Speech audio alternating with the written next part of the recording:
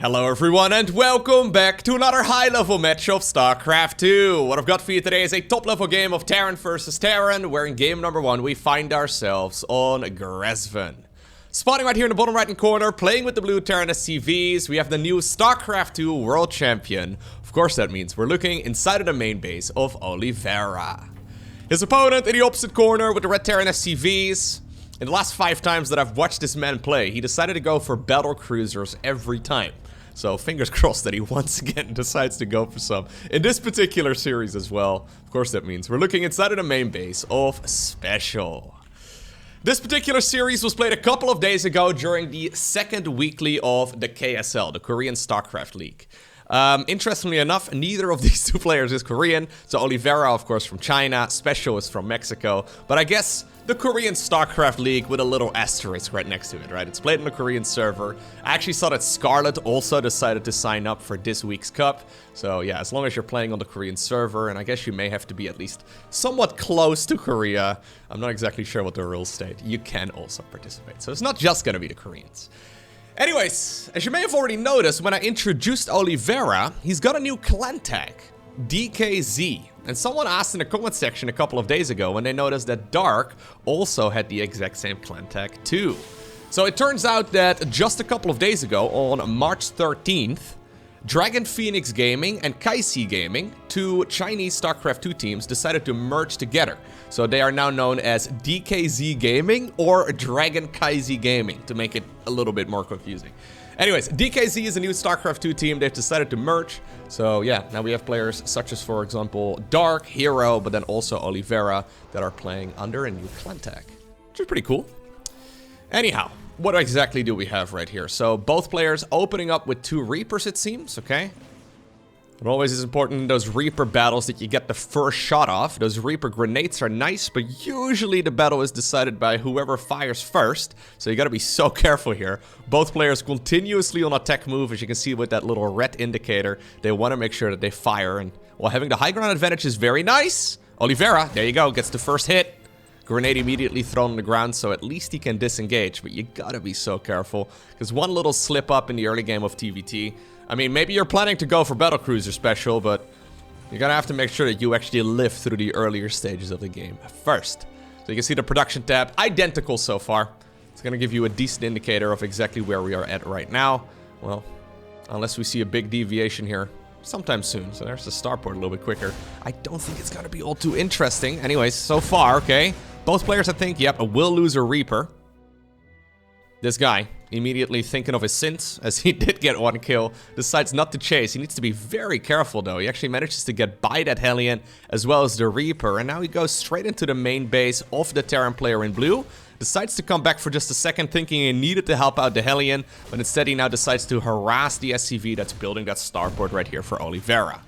Alright, Hellion is gonna come back in. SCV Scout right now committed instead, and we also have a Reaper trying to go around the left side. The command center on the low ground actually does not finish. So SpeCial getting some good damage done here, as well as sniping a couple of those SCVs. Gas guys from the low ground right here already coming up for the Mexican Terran. This is of course very helpful in this particular matchup, because Ravens are just amazing. The only downside of Ravens is that they are very expensive when it comes to the Vespene gas. Alrighty, so we're starting off with a quicker starport right here on the side of SpeCial, who is gonna go straight into a Banshee. Raven already coming up on the other side of the map. Cloaking, not very helpful in this matchup, but of course, yeah, the Banshee can still deal a lot of damage. In general, a lot of these units are very high damage per second, but very low sustain.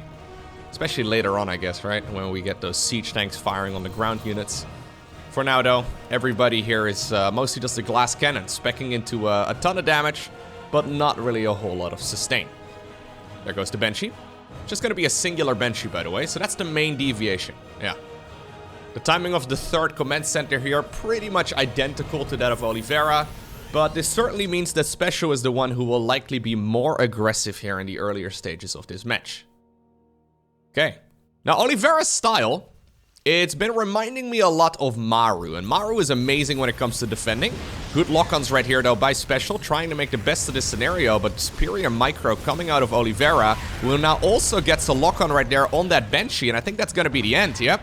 Very nicely done right there by Oliveira. That's what I mean.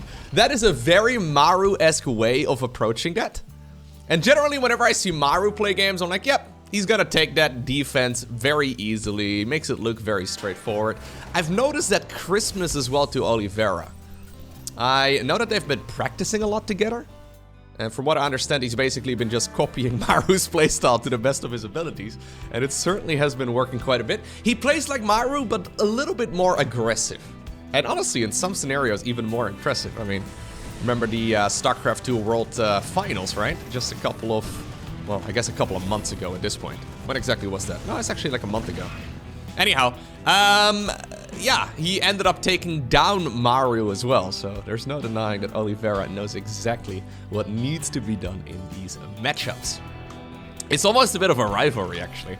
There have been a couple more times where Oliveira and Mario have faced off against one another, and it seems like this is the freshest rivalry, because even though Maru seems to be favored against everybody, not so much against Oliveira right now.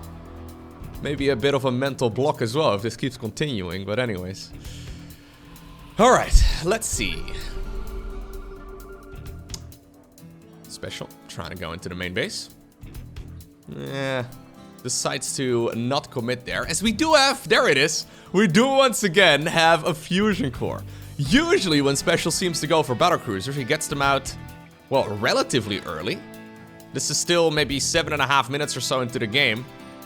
Nah, probably later, because the unit takes forever anyways. By like the 8-minute mark, we'll probably have a battlecruiser out. Not super quick, but still reasonably early, right? So it's not really a battlecruiser rush. It's a third command center rush, then transitioning towards battlecruisers. And he's gonna go for a third starport here too. Now, we're gonna need to make some supply depots here, Mr. SpeCial. He just hit a massive supply block. If he planned on going for BCs, they're also incredibly late right now. He still has not started up a depot. Now he goes for a little supply depot hat. SpeCial, where's the depots? He still has not started up a depot, guys. I don't know what to say. I've been staring at the production tab for a long time. Decides to land some mules. Now we go for a supply depot? This one was literally a half minute late, maybe more. That's wild. So if you go for this many starports, right, like that's almost like a hidden cost that they don't tell you when you try to make a battlecruiser. The battlecruiser is 400 minerals, 300 gas, yes. But it's also a supply depot, right? Like, you basically have to spend 500 minerals and 300 gas just because they require pretty much a supply depot each. So that's kind of surprising to me. The fact that now he started up 4, but the fact that he was supply blocked for that long. That makes this attack from Oliveira incredibly scary, because Oliveira has not been making such mistakes. He was thinking about boosting into the main base. That would have been the end of that one medevac there. Not gonna happen, but he does have the potential right here for a move if he wants to. Now, of course, Oliveira is making the assumption that his opponent has been on point, but he still decides to commit regardless. Marines come stimming up the ramp. There's supposed to be multiple battlecruisers out at this point, but they aren't. Yeah, so he gets so much damage done. Very nicely executed here by the Chinese Terran player. We have a couple of the Ravens that will also get sniped. Now finally a battlecruiser shows up to the party. It will be enough to push this back. Man, imagine if there were 2 BCs out at the correct timing here. That would have been entirely different. He decides to commit, actually. Oliveira, that is. That is definitely a little bit aggressive. Those Marines alone are not going to be enough to gun down that battlecruiser. Second BC is going to be available here, but my god.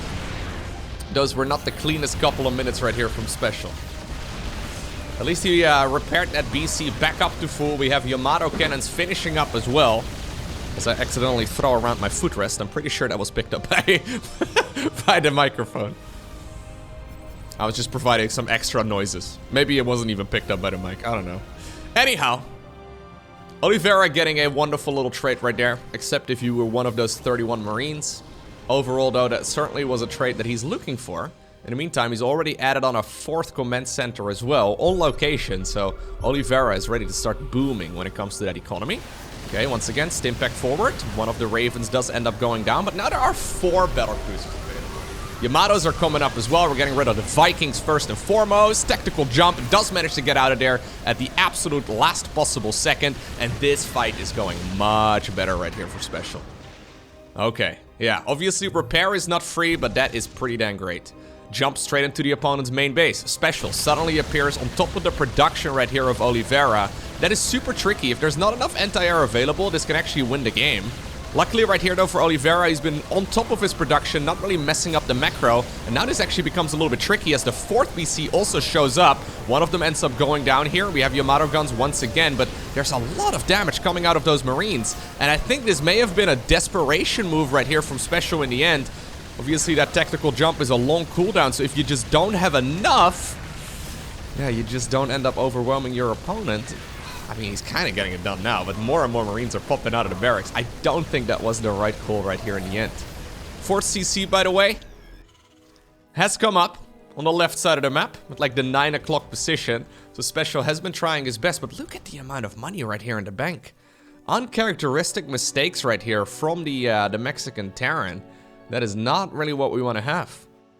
Just messing up when it comes to the macro. He still has, well, a ton of money in the bank. I guess what he wants to do is just make a lot of battlecruisers and a lot of siege tanks. The problem is that battlecruisers and siege tanks, here's the culprit, or at least one of them, they're very, very gas heavy. So he starts up 4 command centers. That's one way to dump your minerals.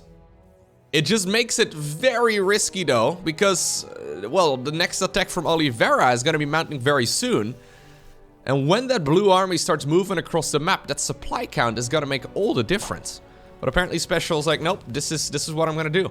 If this works out though, if he can survive for another couple of minutes, he's gonna be A-okay. Because this economy is gonna be amazing for him. It's just obviously very risky. +3/+3 started up right here for Oliveira, who's playing a far more conventional style. He's pumping out quite a few of those Vikings here. He does have quite a few Marines as well. A few more Ravens too to disable some of those heavy hitters on the other side. Okay. Don't lose another battlecruiser, please. So these bad boys do have their tactical jump available, so they're going to be able to use it defensively rather than offensively. Which is going to be fantastic, but you got to be very careful. Okay, he decided to get out right away. As soon as he saw a couple of Vikings, he was like, nope, not going to commit there. SpeCial right now also adding on a ton of his own Vikings. Triple orbital in the main base. Okay. Yeah, this game not going his way so far, but he's trying to claw his way back into it. Oliveira, though, now leading with a 50 supply advantage, and that is huge. Over time, though, if SpeCial manages to hold on, his army will be stronger. Because this is the type of army, the one in blue here, that doesn't really get much better from here. The one in red, though, will get more and more powerful. Once again, good decision-making right here by Oliveira, who's absolutely reading his opponent like a book. A lot of Terrans would be scared to stim into siege tanks, but he's looking at that army. He's like, wait a second, that is not as big as it should be right now. That's the type of thing you learn from just tons of practice. And Oliveira does an amazing job in game number 1. Next up, we find ourselves on Royal Blood. Now, I'm actually curious to see where Oliveira is currently ranked on Aligelec. So that's the statistics website for StarCraft 2. After winning the World Championships, Oliveira certainly jumped ahead there in the world rankings. He's now considered to be the 10th best player. I feel like I almost haven't seen enough Oliveira games to really judge it properly. So currently, according to Aligelec, the list goes Maru, Serral, Bjorn, MaxSpecs overtaking Hero. So MaxSpecs right now 4th, Hero currently 5th. So that would mean that, theoretically at least. Okay. MaxSpecs is the best Protoss player on the planet, with a little asterisk, because again, he doesn't play offline tournaments. Then we have Raynor, Dark, Clem, Solar, and then in 10th place, Oliveira.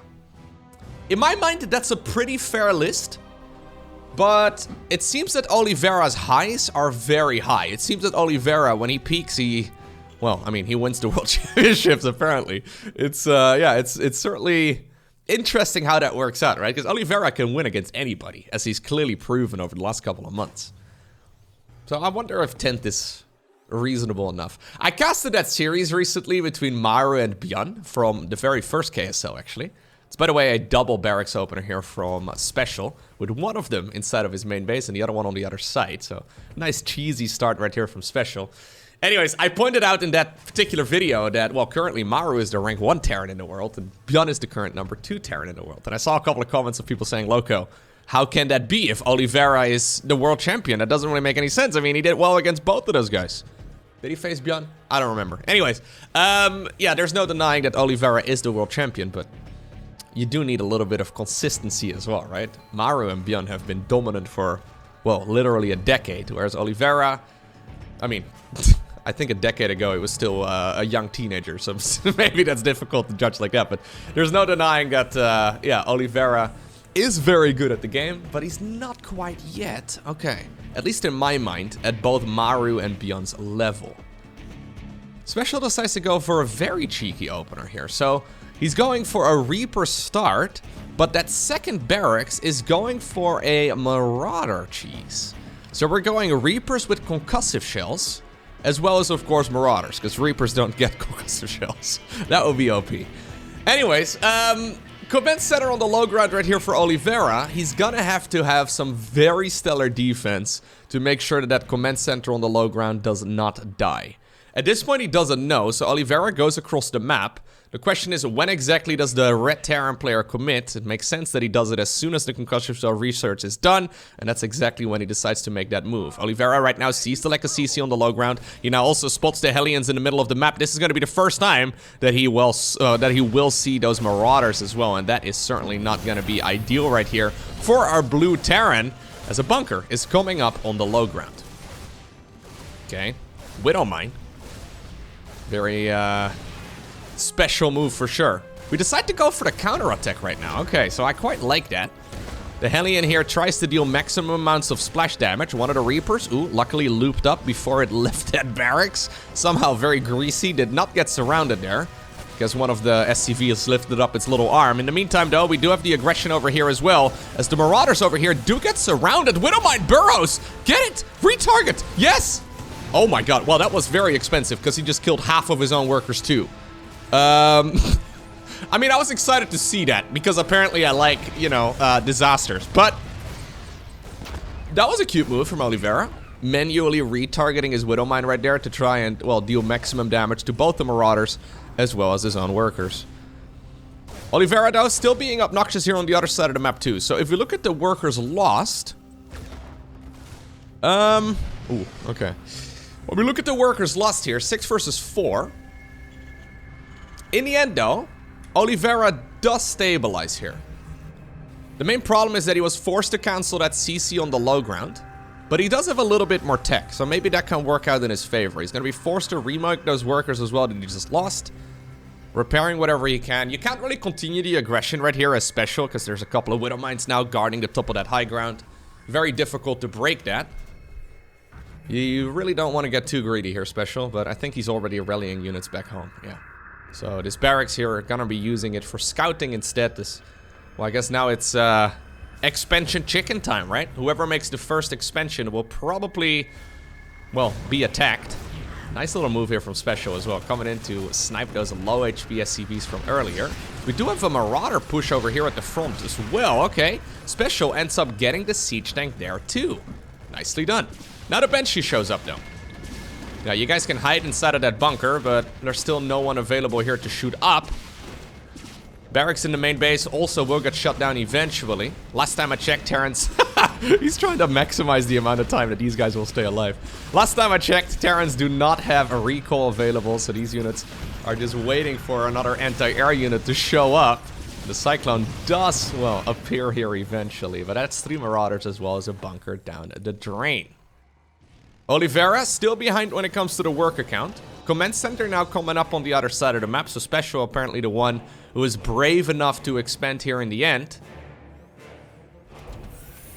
Okay. Raven available. Siege tanks coming up right now, but no siege tank out just yet. Is there a medevac out right here for our player in blue? There is. Okay. So Oliveira can certainly start piling on the pressure.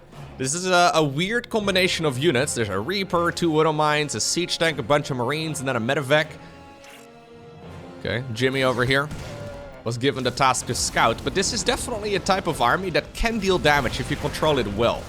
Careful to not deal too much splash damage to your own army there. Yeah, siege tank available right now for SpeCial too. But at least one of those supply depots is gonna end up going down, and SpeCial hits another supply block. CC though, yeah, it's gonna finish up. Another command center, another supply depot hat rather, was dropped down as well. But that command center, it will provide a lot of supply right here for the player here in red. Siege tank at the front, okay, does get sniped down. Oliveira also getting hit over there. We do have a little auto turret, but at the same time, the siege tank on the high ground also ends up going down. I think Oliveira will be able to get, well, he will be able to lose that one tank of his. At the same time, there is still some good micro, though, coming out of the blue Terran player. He's got a lot of very low HP units, but he's dealing a ton of damage right now with the army that he's got. That landed Viking already packing up 3 kills. Oh my god, did he just micro his way out of that? That's actually pretty wild. We still have that one... we still have that one tech lab over there, barracks in the middle of the map. SpeCial is going to be forced to now go back into his own main base. He's got another tank just about to spawn out of that factory, so that's nice. Oliveira right now has secured his own low ground as well as he decides to go for a CC there. Another siege tank has shown up. There's the Banshee up on the high ground too. Trying to maximize the damage here is Oliveira. There's a Viking now out as well. Splits on the Marines to minimize the splash damage of the tank. Yo, Oliveira is playing like a god. What in the world? He was like 8 SCVs behind earlier. Whoa, okay. Well, hey, there's a reason why the man is a world champion, right? It wasn't just that one day where he somehow, some way went full Super Saiyan and he got the power of the world. Somehow, some way, man. This guy, it's really interesting to me. Like, he's always been good. Like, maybe top 3, top 4 foreign Terran players good, but like, he really powered up over the last couple of months. Once again, though, here we go. Good Marine stutter step micro there, too. Siege tank once again available on the high ground. No vision right there for Mr. Oliveira. He's gonna be forced to now, I guess, yeah, drop down the auto turret. That's gonna be the end of that tank. And Oliveira continues impressing as he takes down SpeCial 2-0 in what honestly looked like a pretty straightforward and easy series for him. We've been calling Beyond Micro Jackson for years. At this rate, we're gonna need something similar for Oliveira as well. If you have any suggestions, let me know down below in the comment section.